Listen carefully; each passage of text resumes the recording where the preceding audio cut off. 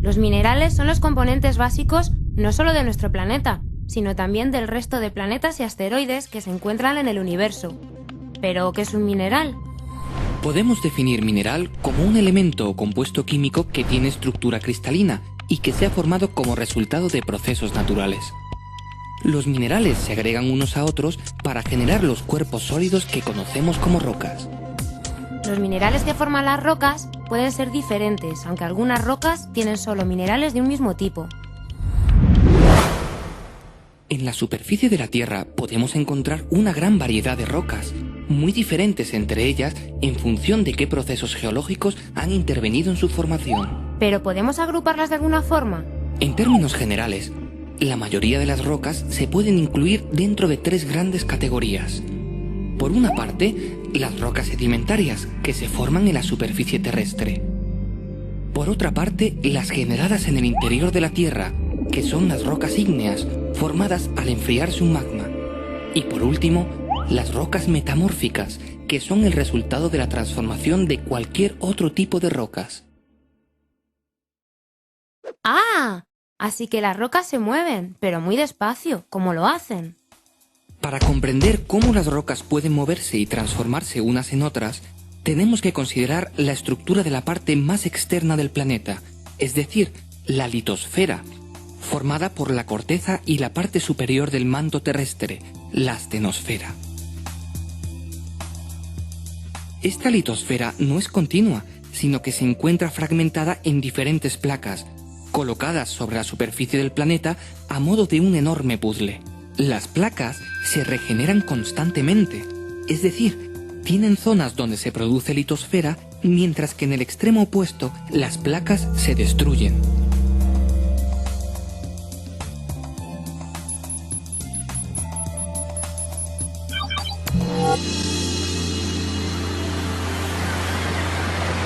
La generación se produce en unas grandes cordilleras submarinas conocidas como dorsales oceánicas, mientras que la destrucción se realiza en las zonas de subducción, donde la litosfera se introduce en el manto hasta fundirse.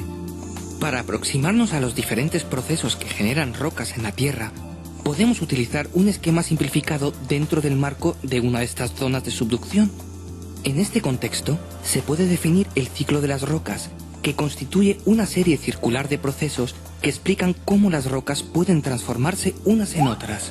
Entonces, ¿me vas a explicar el ciclo de las rocas? El ciclo puede comenzar con las rocas preexistentes, ya sean sedimentarias, ígneas o metamórficas, que se encuentran en contacto con la atmósfera terrestre. Los agentes geológicos externos, como la lluvia o el viento, desmenuzan y disgregan las rocas de la superficie, convirtiéndolas en sedimentos. Vale, entonces el ciclo comienza cuando las rocas se rompen en la superficie, ¿no? Sí. Estos pequeños fragmentos rocosos se transportan a zonas más bajas gracias a la acción de la gravedad, depositándose en las llamadas cuencas sedimentarias. Es en ellas donde se generan las rocas sedimentarias. Entonces, las cuencas sedimentarias son como grandes recipientes donde se acumulan los sedimentos. Las cuencas sedimentarias no están situadas sobre un sector estático, sino que pueden ubicarse encima de una placa litosférica oceánica que se mueve lentamente, introduciéndose debajo de la placa litosférica continental.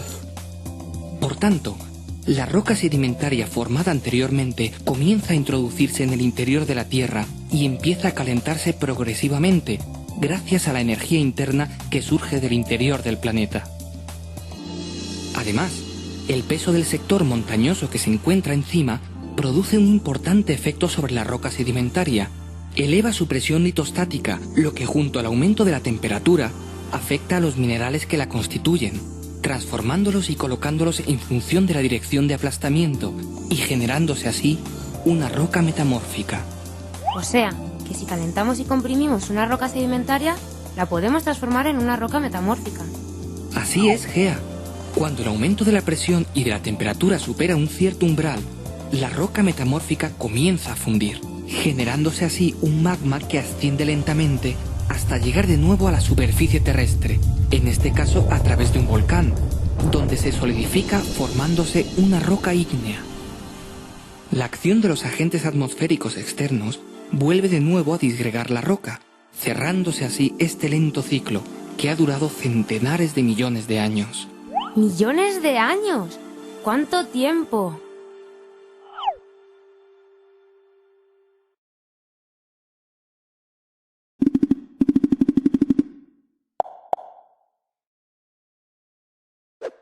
A mí me gustaría saber algo más de las rocas.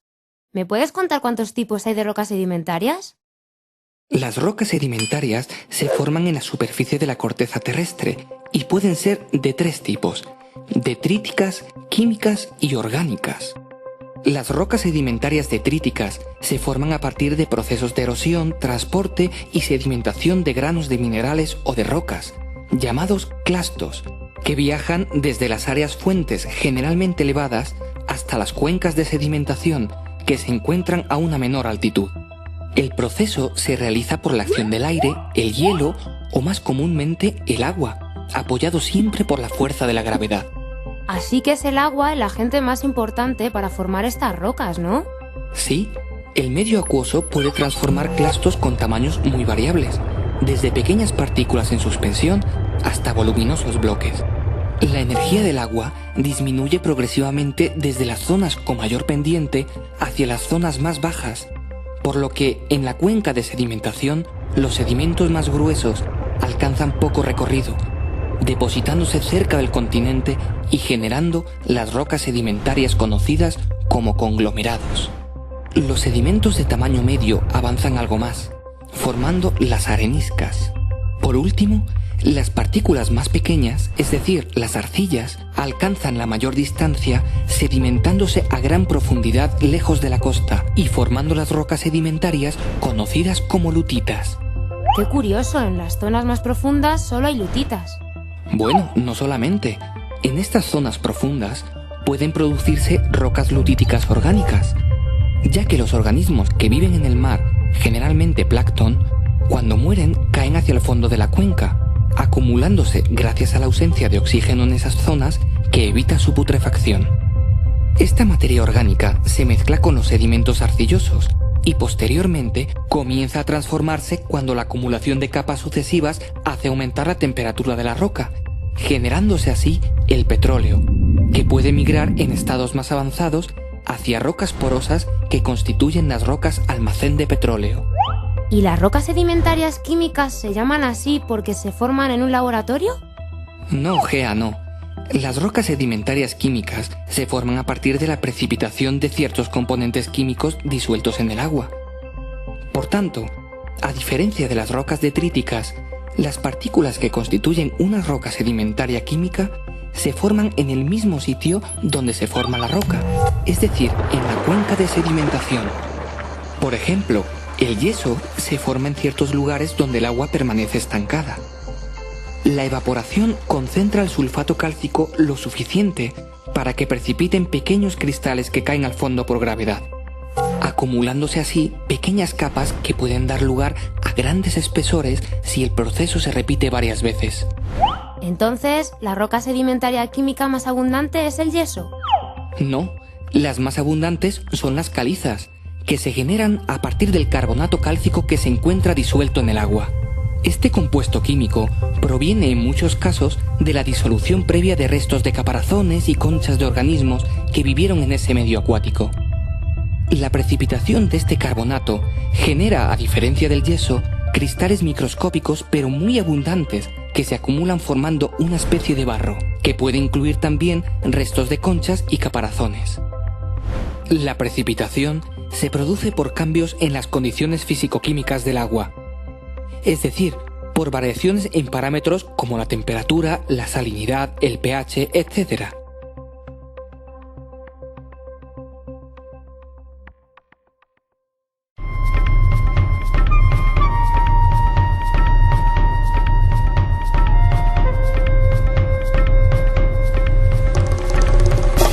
Nos encontramos en la costa de Alicante, donde afloran diversos tipos de rocas sedimentarias detríticas.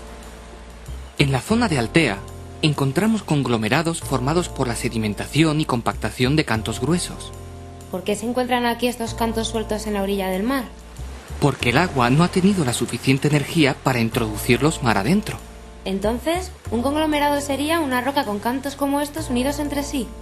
Si te fijas, Gea, en los conglomerados no solo hay cantos, sino que también hay un material detrítico de grano más fino, llamado matriz, que se introdujo entre los cantos y que hace de cemento, uniendo unos cantos a otros. Así, un conglomerado está formado por cantos y por matriz. Entendido. ¿Podemos ahora ver rocas detríticas de grano más fino? Sí, aquí en el Cabo de las Huertas se encuentra un afloramiento de rocas detríticas de grano medio, es decir, de areniscas. Es cierto, en esta roca se ven los cantos, pero son mucho más pequeños que los conglomerados. Además, están muy pegados unos a otros. Sí, Gea, aunque ahora no hablaremos de cantos, sino de granos. Estos granos se unen unos a otros durante los procesos de consolidación que ha sufrido la roca. El agua pasa a través de los poros que quedan entre los granos, formando minerales que van cementando unos granos con otros y así se forma la arenisca. El color de esta roca me recuerda al de la arena de la playa. Sí, es similar porque la mayoría de los granos, como en muchas playas, son de cuarzo, feldespato y calcita, todos ellos con colores claros. Volvemos ahora a Altea, donde vamos a ver el aspecto que tienen las rocas detríticas de grano más fino, es decir, las lutitas. Por mucho que me acerco, no veo los minerales que forman esta roca. Claro, no puedes verlos porque son minerales de la arcilla que tienen un tamaño tan pequeño que no puede verse salvo con microscopios muy potentes. Es verdad, me recuerda un poco a la arcilla de moldear que usamos en el colegio.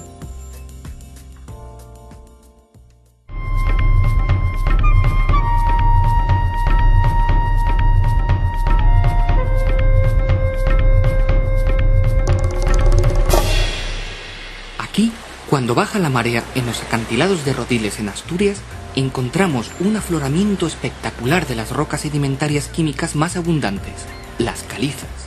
Parece que en este sitio las rocas se ordenan en capas.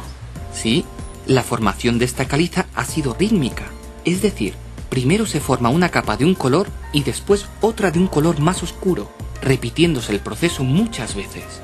No veo los minerales que forman esta roca. ¿Es porque la roca es muy oscura? Esta roca está formada principalmente por calcita, aunque los cristales son tan pequeños que no pueden observarse a simple vista.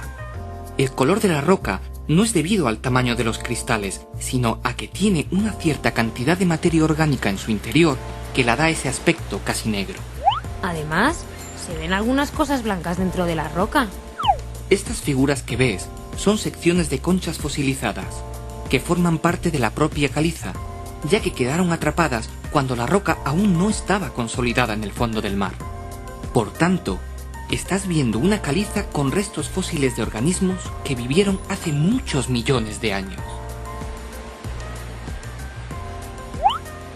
Hasta aquí hemos visto distintos tipos de rocas sedimentarias. Las detríticas, con ejemplos de conglomerados, areniscas y lutitas, y las químicas, con las calizas que acabamos de ver.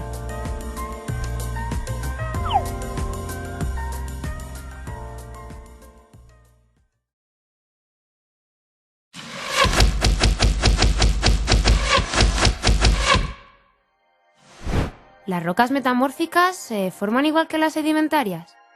No, Gea. Las rocas metamórficas se forman mediante la transformación conocida como metamorfismo, de una roca preexistente que puede ser ígnea, sedimentaria o metamórfica.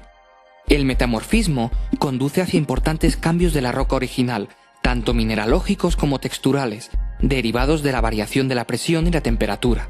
Por tanto, la roca metamórfica final dependerá por una parte de las condiciones de presión y temperatura, y por otra del tipo de roca original, lo que implica la existencia de una gran variedad de tipos de rocas metamórficas.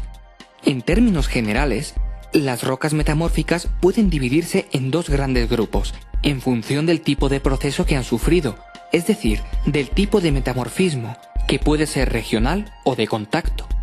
Pero, ¿qué es eso del metamorfismo regional? El metamorfismo regional se denomina así porque afecta a grandes sectores de la corteza terrestre. Podemos considerar una roca sedimentaria de grano fino como una lutita que se encuentra en la superficie de la placa litosférica oceánica y que poco a poco se introduce debajo de la placa continental. Los minerales arcillosos reaccionan frente al progresivo aumento de la presión y la temperatura, destruyéndose a la vez que se generan otros nuevos, más estables frente a las nuevas condiciones. Además, también cambia la textura de la roca, ya que los nuevos minerales que crecen se orientan en planos de aplastamiento, gracias a la presión litostática que ejerce el peso del continente. Esta orientación origina lo que se conoce como esquistosidad, que se manifiesta en la roca como superficies planas de rotura, muy evidentes en rocas similares a las pizarras. Bueno, pero me dijiste que había otro tipo de metamorfismo, ¿no? Sí, Gea, aunque es mucho menos importante que el regional, el metamorfismo de contacto se produce cuando la placa litosférica comienza a fundirse al alcanzar una gran temperatura y llegar a una determinada profundidad. El magma que se genera asciende a través de la placa continental y se instala en su interior, encajándose entre las rocas que están mucho más frías que el magma. Si suponemos que el magma se encaja en rocas sedimentarias arcillosas como las lutitas, estas reaccionarán ante el aumento de la temperatura, formándose una aureola alrededor del magma donde las lutitas se transforman en corneanas. Las rocas metamórficas regionales son muy abundantes y variadas en la zona norte de la Comunidad de Madrid.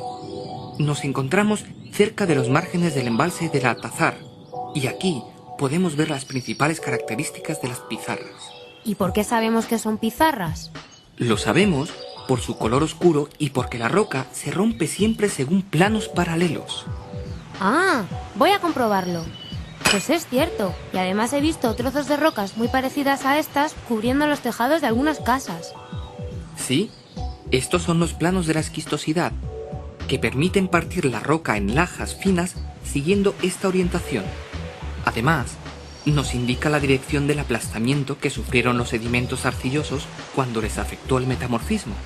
¿Todas las rocas formadas por metamorfismo regional son pizarras? No, Gea. Hay otras rocas diferentes. Estas del puerto de La Iruela, algo más al norte de Madrid, se llaman esquistos. Son más brillantes que las pizarras, aunque se parten de forma parecida.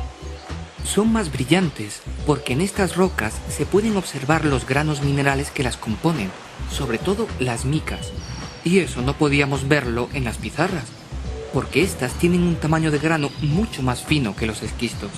Esta roca se ha calentado y se ha comprimido más que las pizarras. En los esquistos podemos ver aún mejor los planos de la esquistosidad y estimar así la dirección del aplastamiento. Entonces, ¿todas las rocas metamórficas regionales tienen estos planos también marcados? No en todas. Los gneisses, como estos de Cabanillas de la Sierra, se han formado a partir del metamorfismo regional de otras rocas, concretamente de granitos que no tenían muchas micas originalmente, y por tanto la esquistosidad no es tan nítida. Es verdad, aquí la roca no se parte en lajas. Los gneisses se forman a gran temperatura, creciendo en su interior feldespatos que son minerales que no son planares, que aunque se orientan, no permiten que se desarrolle unas buenas superficies de rotura como en las pizarras y esquistos. ¿Qué es esto? Parece como si la roca se hubiera doblado. Así es. Se trata de pequeños pliegues que son el resultado de las fuerzas que han afectado a la roca durante el metamorfismo regional.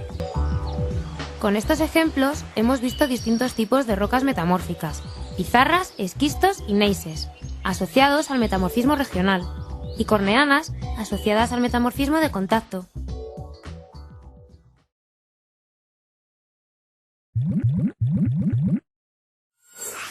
Antes me has hablado de magmas. ¿Existe alguna roca que se genere a partir de un magma? Claro, Gea. Las rocas ígneas se forman a partir de la solidificación o cristalización de magmas.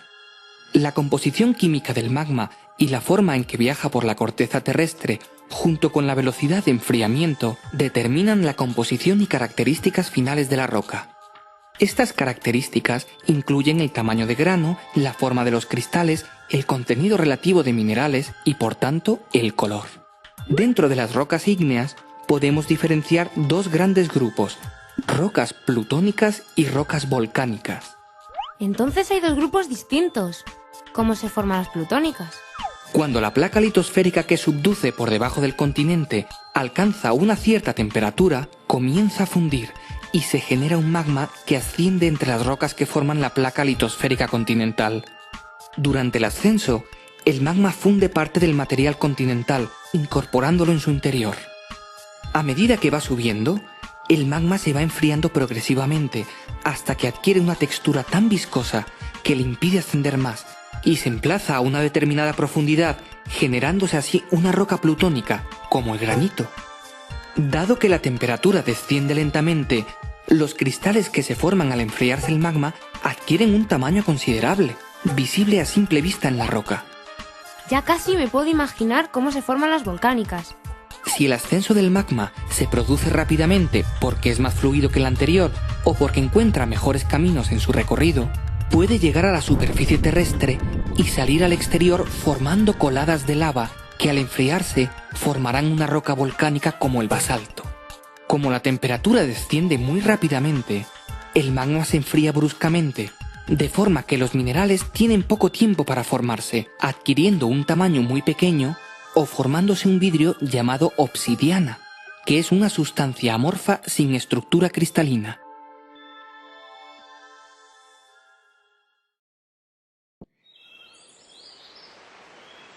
Aquí en La Pedriza, dentro del Parque Regional de la Cuenca Alta del Manzanares, al noroeste de Madrid, podemos observar un magnífico paisaje formado por granitos, que son las rocas ígneas plutónicas más abundantes en España. Esta roca es bastante rugosa y parece que está formada por pequeños granos de diferentes colores. En efecto, los granos que notas al tocar la roca son distintos minerales que crecieron muy despacio cuando el magma se enfriaba lentamente en el interior de la Tierra. ¿Podemos reconocer estos minerales? Sí, si te acercas lo suficiente, podrás observar los minerales que forman el granito. Son cuarzo, feldespatos y micas. En este tipo de granito, los cristales negros son de mica biotita, los blancos son feldespatos y los grises son cuarzo. Además, parece que esta roca no se rompe siguiendo planos como en las rocas metamórficas. En efecto, el granito es muy homogéneo respecto a su fractura. Es decir, cuando se golpea se parte formando fragmentos sin una forma preferente.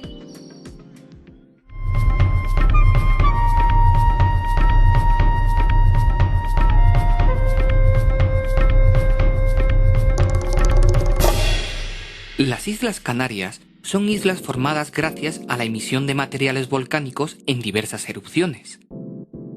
Nos encontramos en el Parque Nacional de Timanfaya, situado en la isla de Lanzarote, y aquí podemos observar la forma de los volcanes y las coladas de lava basáltica casi tal y como se quedaron después de la erupción que originó este paisaje. Parece un paisaje lunar, apenas hay plantas. La formación del suelo necesario para que crezcan las plantas después de una erupción es un proceso muy lento que tarda miles de años en realizarse. La roca que forma este paisaje es negra, pero no parece que esté formada por minerales. Esta roca se llama basalto y es así de negra porque tiene una cierta cantidad de elementos colorantes como el hierro. ¿Te parece que no está formada por minerales porque estos tienen un tamaño de grano muy fino, dado que no les dio tiempo a crecer porque la lava se enfrió deprisa, atrapando burbujas de gas que ahora las vemos como pequeños huecos en la roca? ¿Esa especie de cuerdas gruesas en el basalto tiene algo que ver con ese enfriamiento? Sí, cuando la lava fluye por las laderas de los volcanes, se va haciendo más viscosa al enfriarse y se forman esas formas conocidas como lavas cordadas. La dirección de las cuerdas es perpendicular a la dirección del movimiento del magma. ¿Y estas cuevas que aparecen en la roca? Se forman cuando la parte más externa de la colada basáltica se enfría en contacto con la atmósfera, pero por dentro aún sigue circulando el magma, que sigue caliente. Cuando se acaba la emisión, toda la lava se va y queda el túnel por donde circuló. Como acabáis de ver, las rocas ígneas se dividen en dos grandes grupos: las plutónicas, representadas por los granitos, y las volcánicas, representadas por los basaltos.